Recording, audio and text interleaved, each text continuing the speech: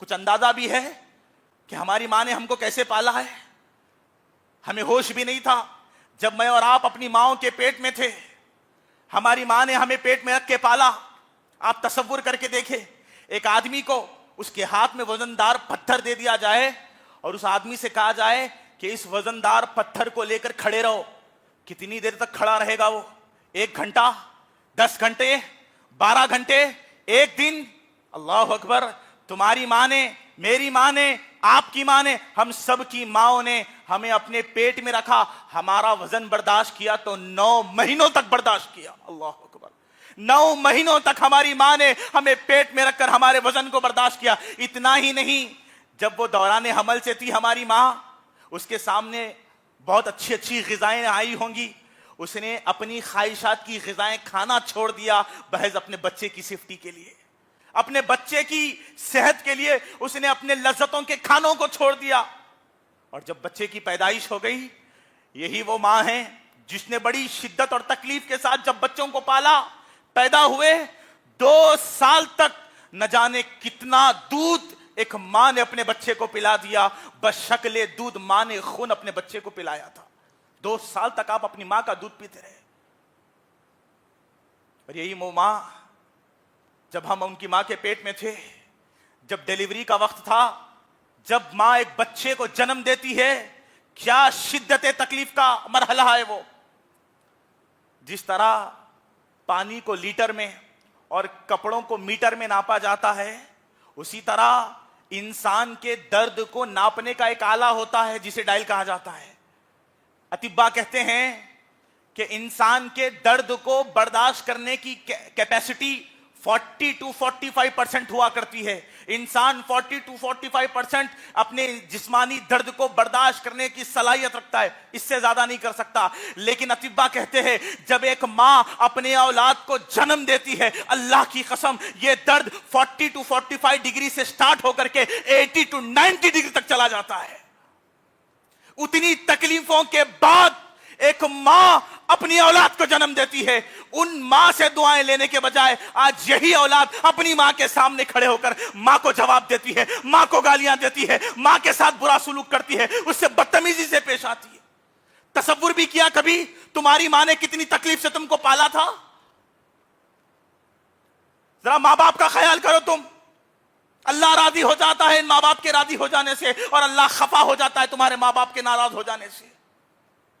ایک ماں بڑی تکلیفوں کے بعد تمہیں راحت کی زندگی عطا کرتی ہے. پیارے نبی صلی اللہ علیہ وسلم کے پاس ایک صحابی آئے, پوچھا یا رسول اللہ, میرے اچھے سلوک کا سب سے پہلا حقدار کون ہے؟ اللہ کے رسول صلی اللہ علیہ وسلم نے کہا امو کا, تیری ماں ہے. تیرے اچھے اخلاق کا سب سے پہلا حقدار تیری ماں ہے. تیری ماں حق رکھتی ہے کہ اس کے ساتھ سب سے پہلے اچھا سلوک کیا جائے. صحابی رسول نے پوچھا ثم ایو یا رسول اللہ, اللہ کے رسول اس کے بعد کون ہے؟ اللہ کے رسول نے کہا امو کا, تیری ماں ہے. پھر صحابی نے پوچھا اے اللہ کے رسول اس کے بعد کون ہے؟ پھر اللہ کے نبی نے کہا امو کا, تیری ماں ہے.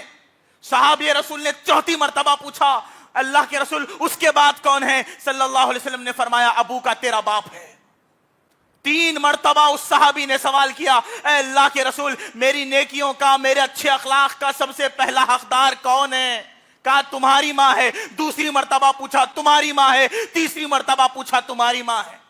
کیوں اتنا بڑا ماں کو مقام دیا گیا؟ یہی وجہ سے کہ اس نے بڑی تکلیفوں کے ساتھ تمہیں پالا ہے. جب تم چلنے کے قابل نہیں تھے, تمہاری ماں نے تمہاری انگلی پکڑ کے تمہیں چلنا سکھایا تھا. تم بولنے کے قابل نہیں تھے, تمہیں بات کرنا نہیں آتا تھا, لیکن بغیر بات کرے تمہارے دل کے درد کو تمہاری ماں سمجھ جایا کرتی تھی. ارے جب سردی کا وقت آتا, سردی میں انسان ٹھنڈا پانی یا ٹھنڈی چیزوں کو چھینا یا پینا پسند نہیں کرتا. سخت سردی کا زمانہ, جب تم بستر میں پیشاب کر لیتے, ارے تمہیں سردی نہ ہو جائے تمہاری ماں تمہارے پیشاب میں سو جایا کرتی تھی, تمہیں اپنے سینے سے لگا کے سلایا کرتی تھی. اس ماں کے ساتھ ایسا سلوک کرو گے؟ رسول اللہ صلی اللہ علیہ وسلم نے کہا 3 مرتبہ فرمایا میں کہتا ہوں کہ تمہارے حسن سلوک کا سب سے پہلا حقدار تمہاری ماں ہے. تم اپنی ماؤں کے ساتھ اچھا سلوک کرو, تم اپنی ماؤں سے محبت کرو, تم اپنی ماؤں کے ساتھ حسن سلوک کرو, ان کی فرما برداری کرو. اگر آپ بیوی کے لیے کوئی تحفہ لے کر آتے ہیں، بیوی سے زیادہ حق رکھتی ہے کہ ماں کو پہلے تحفہ دیا جائے۔ آج معاملہ یہ ہے، بیویوں کی محبت کے اتنے دیوانے ہیں، اللہ کی پناہ، باہر ہے، جاب پہ ہے، نوکری پہ ہے، جب چھٹ کے گھر آنے کا وقت ہے، آتے آتے برگر پیزا خریدیں گے بیگم کے لیے، اور ماں باپ کی نظر نہ پڑے، چھپاتے ہوئے بیگ میں رکھے اس کو سیدھا بیگم کے کمرے میں جا کے بیگم کو کھلائیں گے۔ تمہاری ماں تمہارے انتظار میں ہے، میرا بیٹا آئے گا، بیٹھے گا، مجھ سے گفتگو کرے گا، میں اس کے ساتھ کھانا کھاؤں گی۔ تمہاری ماں انتظار میں رات بھر گزارتی رہی، مگر تم اپنی ماں کی طرف چل کر بھی نہیں آئے۔ باپ تمہارا انتظار میں ہے، بیٹا آئے گا، بیٹے کا چہرہ دیکھوں گا، دل کو سکون حاصل کروں گا، مگر بیٹے کو نہ ماں کی پرواہ ہے، نہ باپ کی پرواہ ہے، بیگم کی محبت، سیدھا موبائل میں نظر، کمرے میں گھس جاتا ہے۔ یہی ہے ماں باپ کے ساتھ اچھا سلوک؟ ایک کمرہ دے دو، 3 ٹائم کھانا دے دو، یہی ہے ان کا حق؟ اگر آپ اپنے جسم کو نکال کے اس کی چپل بنائیں گے اور اس نرم چپل کو آپ اپنی ماں کو پہنائیں گے نا، اپنے پورے جسم کی قربانی دینے کے بعد بھی آپ نے ماں کا حق ادا نہیں کیا۔ یہ ماں باپ ہے۔ اندازہ کرو کہ ماں باپ نے کیسے پالا ہے، کبھی بیٹھ کے سوچ